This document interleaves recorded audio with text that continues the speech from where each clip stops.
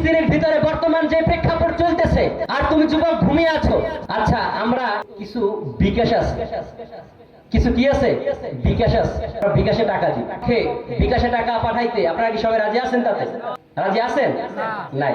অথচ কিন্তু আপনারা দিচ্ছেন। আমাদের ইসরায়েলি পণ্যগুলো বর্জন করতে হবে।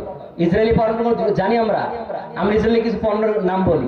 ইসরায়েলি পণ্য হলো গিয়া হুইল সাবান আছে না? এখন আবার যারা দোকানদার আছে তারা আবার খ্যাপ, বাবার আপনার খ্যাপার খেপেন না, আপনাদের এই ইসরায়েলি মাল ছাড়াও ভালো ভালো মাল। আমরা দেশের মালকে প্রায়োরিটি দিই, দেশকে চাঙ্গা করি, এই ইসরায়েলের মাল না ব্যবহার করি। লাক্স সাবান, হুইল সাবান, পেপসুডেন্ট, কোনো জাপ আছে না নাই? ডাব, DOVE, ডাব। এই ডাব কোম্পানি যত আছে সবগুলো ইসরায়েলি পণ্য। বেবি লোশন, পেপসুডেন্ট, এগুলো সব কিসের পণ্য? ইসরায়েলি পণ্য। কুরকুরে, 7 আপ, মেরিন্ডা, স্পিরিট, আর অভাব নেই। কোকা কোলা, পেপসি, আরো আছে। আপনি ইসরায়েলের বিপক্ষে ফিলিস্তিনের পক্ষে গিয়া ধরে দিয়ে আপনি মিছিল দিতেছেন, কিন্তু পায়ের ভিতরে বাটা কোম্পানির জুতা লাগাই আপনি কি করতেছেন? দিতেছেন। তাহলে কি হবে?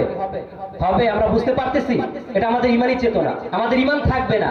কেউ যদি এই সমস্ত বিষয় বুঝেও তারপরও এই সমস্ত ইসরায়েলি পণ্য ব্যবহার করি, তাহলে আমাদের ইমানের ভিতরে ঘাটতি হবে, ইমান থাকবে না। তাহলে ইমান আমরা রাখতে চাই কি চাই না? আমাদের মুসলমান ভাইদেরকে সহযোগিতা করতে কি চাই না?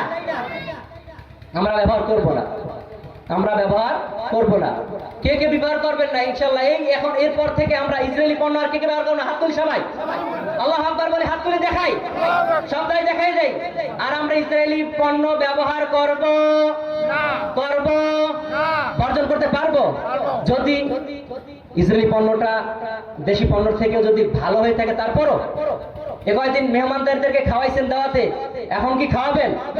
এখনো খাওয়াবেন না? খাওয়াবেন না?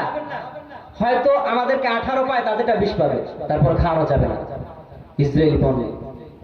কি হয় স্বাভাবিক, এখানে যেই ছোট দোকানদার আছে না, এই পণ্যটার একটা বেনিফিট, এই যে পণ্যটার টাকা দিয়ে কিনে সে একটা এই টাকাটা দেয় হলো বড় দোকানদারের কাছে। কার কাছে?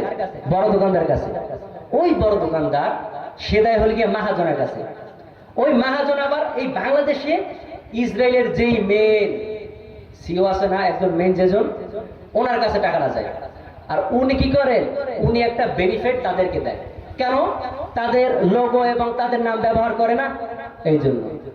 আর এই তুমি যে মুসলমানের ভাই, তুমি যে মুসলমান নিজেকে নিজে দাবি করতেছো, তোমার এই একটা ফুল সাবান, তোমার একটা লাশ সাবান, তোমার একটা সামান ব্যবহার করার কারণে তাদের ভিতরে একটা বেনিফিট যাইতেছে, যেই বেনিফিট যাওয়ার মাধ্যমে তারা বড় বড় অস্ত্র কামান বানানোর মাধ্যমে আমাদের মুসলমান ভাইদেরকে আজকে হত্যা করতেছে, আমাদের মুসলমান ভাইদের উপরে জুলুম করতেছে, নির্যাতন করতেছে।